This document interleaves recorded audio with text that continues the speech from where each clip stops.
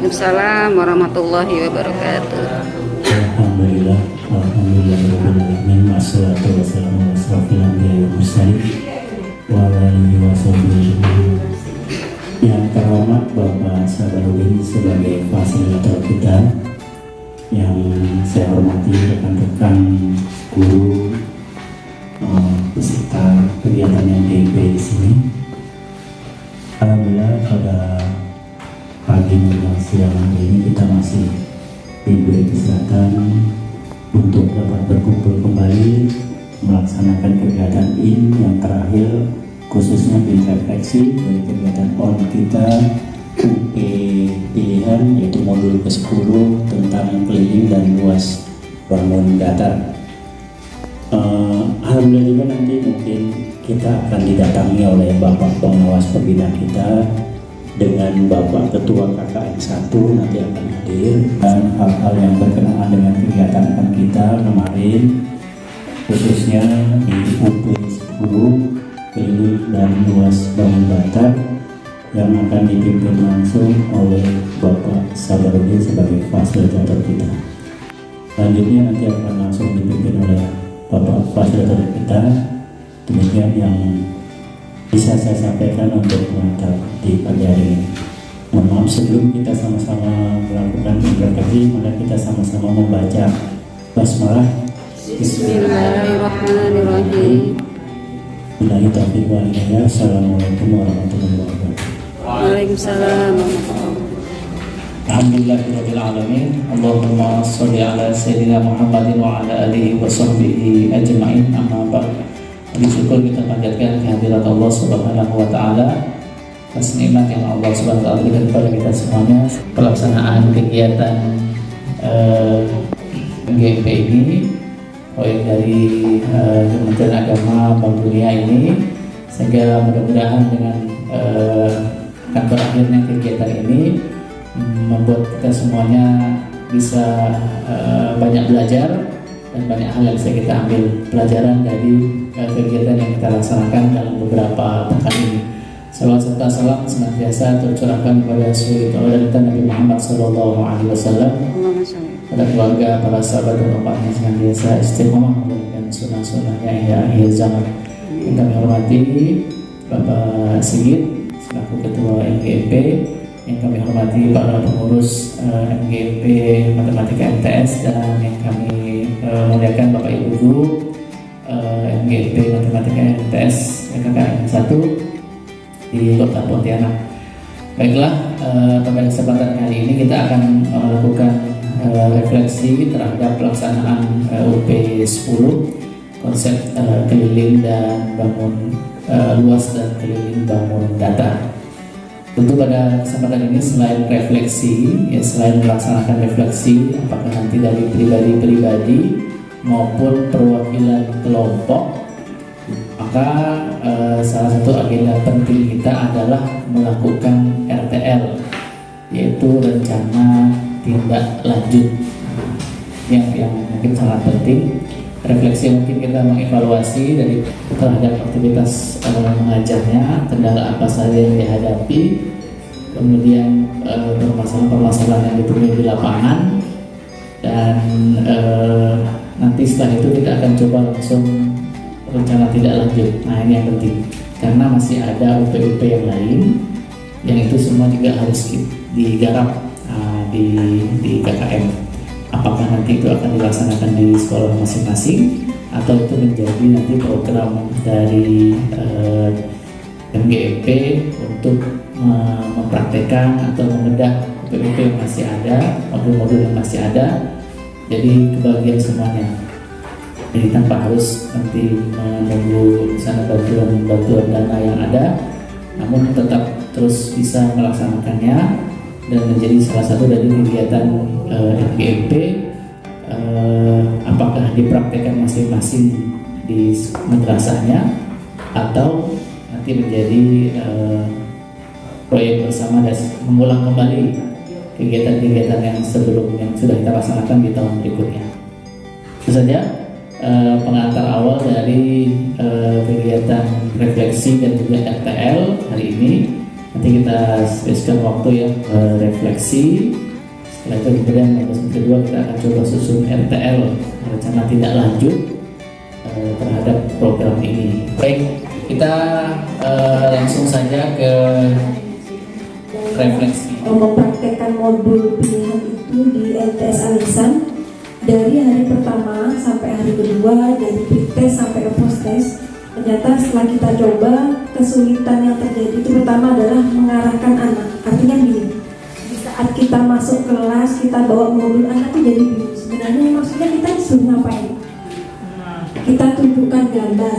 Ternyata soal skema segitiga, skema segi empat, anak bingungnya begini. Dari gambar ini maksudnya kita disuruh ngapain? Kok kolomnya banyak? Cara menemukan arahnya tuh gimana? Nah gitu. Jadi setelah kita tunjukkan satu dari persegi panjang, kemudian persegi panjang itu kalau kita miringkan, tarik kanan tarik kiri, maka akan jadi jajar genjang. Kalau yang ditarik hanya satu sisi, jadi trapesium.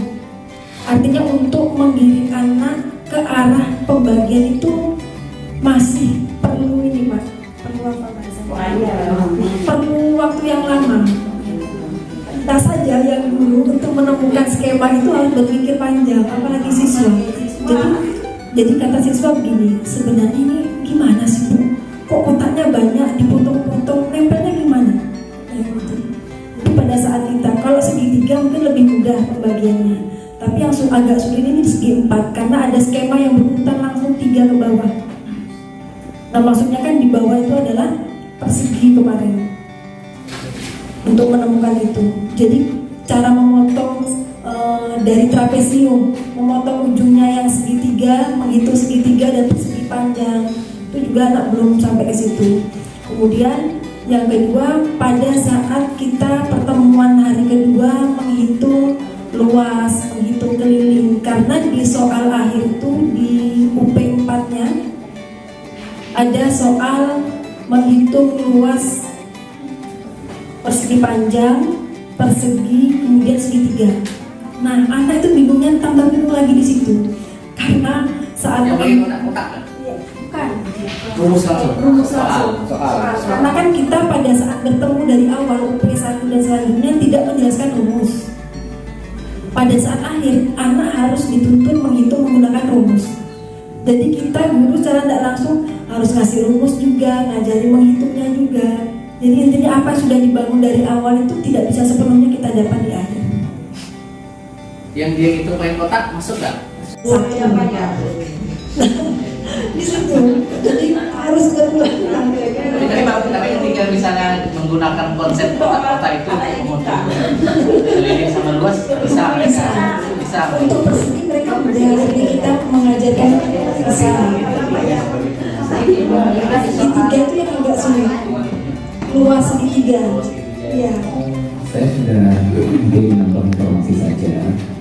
Jadi yang pertama memang informasi yang perlu kita dapat bahwa memang anak-anak di kelas 7 sekarang ini anggaplah anak hasil produksi yang dipaksakan. Nah itu. Ya artinya kalau saya hitung-hitung dia itu kan berarti baru naik kelas 5. Nah itu hampir 2 tahun tidak sekolah. Nah, selama ini diberikan tugas sebagai kerjaan orang tua yang sibuk. Artinya dia tidak khawatir tiba-tiba dia masuk ke SMP. Nah itu jadi artinya secara konsep pemahaman mungkin di ini sudah ada di kelas 5, sudah ada di kelas 6. Memang mungkin ada, tapi dia tidak merasakan itu. Yang berikutnya ya sebenarnya kita tetap saja optimis dengan teori yang telah kita pelajari.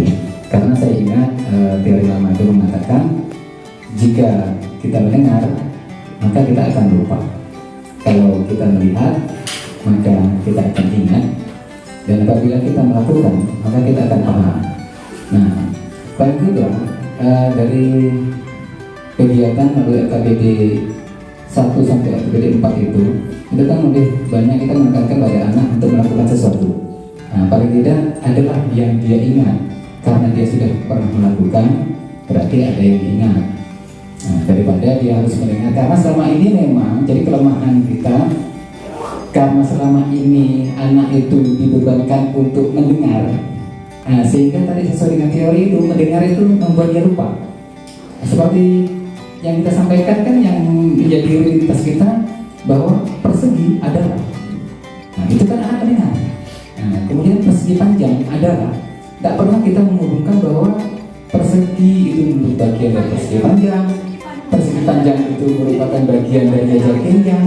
Kita tidak pernah menghubungkan itu. Jadi kita sendiri itu tidak pernah menghubungkan itu. Makanya guru sendiri untuk menghubungkan, oh ternyata ada hubungan persegi itu bagian dari persegi panjang merupakan bagian dari jajar genjang. Sehingga yang anak ingat ya persegi adalah itu saja, dia lupa karena selama ini kita menjelaskan bahwa persegi adalah. Dengan dia mungkin melakukan, oh ini loh persegi, oh ini loh namanya persegi panjang. Ternyata bisa dihubungkan antara persegi dengan persegi panjang. Itu teori yang paling tidak kita terapkan. Jadi kita optimis saja. Jadi buktinya anak itu, walaupun saya tidak sebaik ke kelas sebenarnya, masih laporannya itu, Bu, bagaimana kalau pelajaran kita ini sampai terakhir matematik ya, gitu kan? Kata Bu Alimah, ini sudah bacaan lain, Pak Awi sudah gitu kan? Padahal kelas waktunya sampai jam 10 kan, sedangkan anak itu sampai jam 11, juga jam 11, ampun. Kebetulan memang pada saat pelajaran itu jam terakhir itu matematik Bu. Jadi ibu balik itu saya nyatet, saya belajar matematika lagi gitu kan. Kalau pelajaran berikutnya pelajaran matematika lagi, karena pelajaran pagi itu kan pelajaran lain, karena kita gunakan matematik. Pas pelajaran terakhirnya matematika lagi. Cuma saya bilang tak bisa yang kayak tadi. Apa yang kayak tadi orangnya banyak. Gitu. Jadi menurut hasil laporan anak itu enak kalau begini. Tiap hari pun kita suka gitu kan. Itu artinya berarti secara teori bahwa keterlibatan anak dalam proses pembelajaran, dia melakukan sesuatu secara langsung, itu berarti membuat anak suka. Ya sesuai dengan teori sikap dan perilaku terhadap matematik.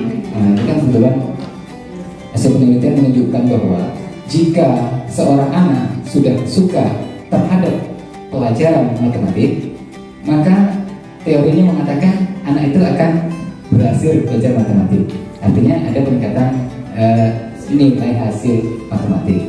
Jika anak suka dengan guru yang mengajarkan matematik, ada harapan bahwa anak itu akan berhasil. Ujungnya berhasil dia dalam proses matematik. Jadi ya target pertama menumbuhkan bahwa anak itu suka. Baik suka terhadap guru yang menyampaikan, suka terhadap proses pembelajarannya. Tentu muara terakhirnya kita harapkan bahwa ya anak berhasil dalam belajar matematik. Mungkin itu sekedar tambahan, walaupun tadi dengan berbagai macam permasalahan dan kendala yang telah disampaikan, tapi ternyata juga di balik itu ada sesuatu yang bermanfaat bagi anak itu. Artinya anak suka pembelajaran ini. Gitu. Mungkin itu saja tambahan, mungkin nanti ada dari faktor yang lain. Terima kasih. Assalamualaikum warahmatullahi wabarakatuh. Waalaikumsalam warahmatullahi wabarakatuh. Waalaikumsalam warahmatullahi wabarakatuh. Kami dari kelompok Al-Ma'arif selama 2 kali pertemuan itu sangat setuju dengan apa yang disebutkan oleh Bu Nur Fitri dan Pak Sumono mengenai kendala-kendala siswa. Pertama, memang saya lihat secara keseluruhan dari awal sampai terakhir, anak itu memang senang diajak bermain. Memang hobi mereka kayaknya bermain terus. Nah, cuman ada beberapa kendala di sini untuk masukan juga kita bersama. Yang pertama, hambatan yang kami hadapi. Yang pertama, kami sebagai guru itu harus dituntut untuk ahli, bukan ahli bidang, agak pandai sedikit lah di bidang IT.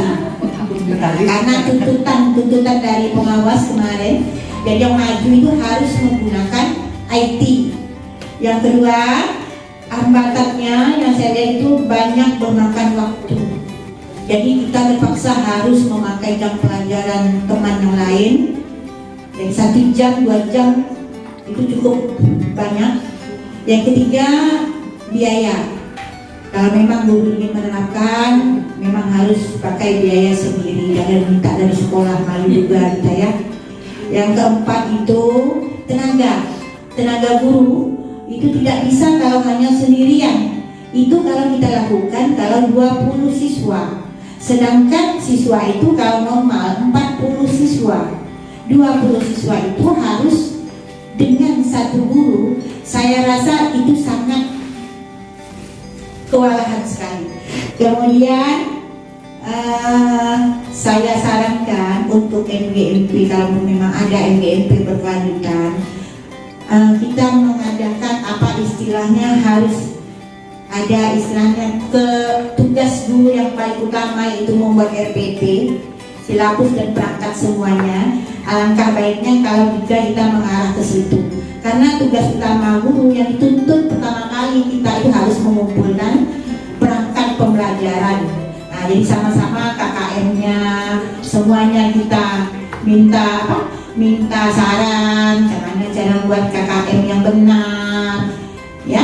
Jadi itu saran dari saya, karena kami dituntut untuk kurikulum ini yang menggunakan SPP abad 21. Nah, kami sendiri juga bingung kemana arah abad 21 itu, bagaimana bentuknya. Kami sebagai guru itu perlu bimbingan dari bapak-bapak fasilitator dan juga pengawas ataupun kepala sekolah. Dan itu yang dapat saya sampaikan. Mohon maaf jika ada kata-kata yang kurang enak. Saya sudahi. Wassalamualaikum warahmatullahi wabarakatuh. Waalaikumsalam warahmatullahi wabarakatuh. Kalau menurut saya dan KPD dan kita diberikan modul itu bagus, ya, bisa meningkatkan minat belajar anak, ya kan.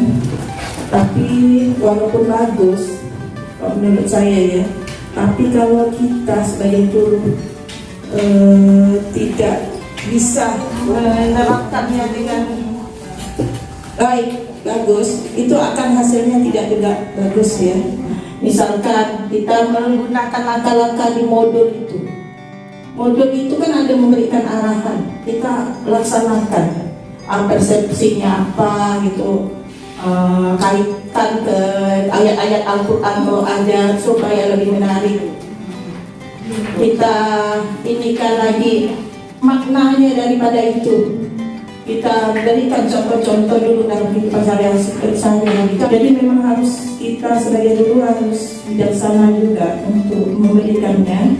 Kalau yang kira-kira sulit, kita tidak yang sulit, apalagi anak, jangan juga kita berikan, lebih kita sederhanakan lagi LKPD itu. Kan bisa kita sederhanakan lagi. Macam-macam. Memang arahnya kalau memang betul-betul diajarkan gitu, sesuai rangka persepsi dan segala macam, itu bagus. Jadi bagus, enak dipahami, mungkin bermakna jadinya. Dan hanya itu aja Pak Sabaruddin dapat saya sampaikan.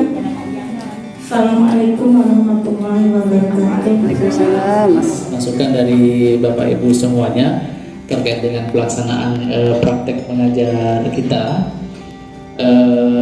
Memang sebenarnya kalau memang nanti ada evaluasi terhadap kegiatan ini, evaluasi ini pasti akan dibawa ya. Teman-teman yang ada di grup Profasda se-Indonesia itu mereka baru praktek, jadi dalam beberapa bulan ini hanya minta kirimkan LKPD yang visi atau enggak. Jadi belum ada sampai tahap evaluasi fleksi, belum ada yang sampai mengevaluasi itu. Nah, tapi sudah pasti ini adalah masukan-masukan dari Bapak Ibu terkait bagaimana LKPD ini atau kegiatan praktik mengajar ini apakah bisa nantinya diterapkan di sekolah masing-masing. Nah, ini terkait dengan nanti RTL kita, ya. Jadi catatan tadi misalnya dari Pak Suryono terkait dengan bahwa siswa kita ini yang kelas 7 ya, ini baru saja melewati masa pandemi, baru masuk. Itu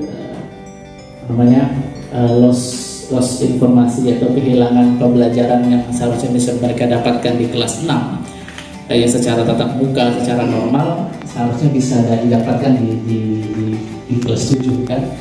Tapi ternyata itu bisa jadi juga memang terjadi kalau selama kelas 6 kemarin mereka belajarnya tidak normal, ya, yang jauh. Jadi ada hubungannya, apakah motivasi atau hasil belajar siswa saat ini punya pengaruh dari pandemi kemarin gitu? Ada nggak? Ada. Contoh yang bisa kita lakukan agar matematika bisa menjadi sesuatu yang menarik bagi mereka. Ini mau senang dulu. Oke. Kemudian tadi LKPD, memang secara konsepnya LKPD itu kan lembar kerja kan? Pasti setelah kita melaksanakan atau menyampaikan materi kan, nah itu udah pasti. Jadi memang dari pelatihan provinsinya itu satu hari khusus mempelajari modul Himpunan. Iya. Nah, himpunan UP7 itu kita di Kalsel kemarin 1 harian. LKPD-nya ada berapa? 4 kan? 4. Satu LKPD 2 jam dari pagi sampai sore. Seleksi ini kita bisa melanjutkannya dengan RTL, rencana tindak lanjut. Jadi melaksanakan pembelajaran matematika yang menarik dan menyenangkan, apa yang sudah dipraktekkan di kedua kelas dan juga reaksi dari anak Pak Suryono bahwa suka kalau pelajaran ini dilanjutkan lagi. Itu pun karena baru datang kan, gurunya baru gitu. Atau karena cantik-cantik yang datang kali ya? Biasanya jadi nanti akan kita bahas lagi lebih lanjut tentang RTL, rencana tindak lanjut dari pelaksanaan ini di sekolah masing-masing dan di KKM. Jadi boleh Pak Sigit yang menggawanginya, bagaimana RTL-nya dari UP ini apakah dipraktikkan di sekolah masing-masing atau juga jadi program MGP-nya di tahun berikutnya. Mungkin masih ada beberapa modul-modul yang juga harus dapat jatah untuk dipraktikkan, ya.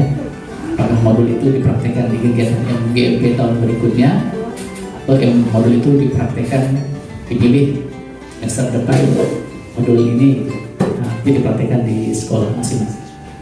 Saya rasa itu saja yang bisa saya sampaikan. Terima kasih banyak sudah membersamai selama ini dan mohon maaf jika selama menjadi fasilitator banyak hal yang kurang berkenan. Saya juga masih harus banyak belajar dari Bapak Ibu sekalian. Matematika di Kota Pontianak ini semoga bisa menjadi pelajaran yang difavoritkan oleh anak-anak. Terima kasih. Assalamualaikum warahmatullahi wabarakatuh. Waalaikumsalam warahmatullahi wabarakatuh.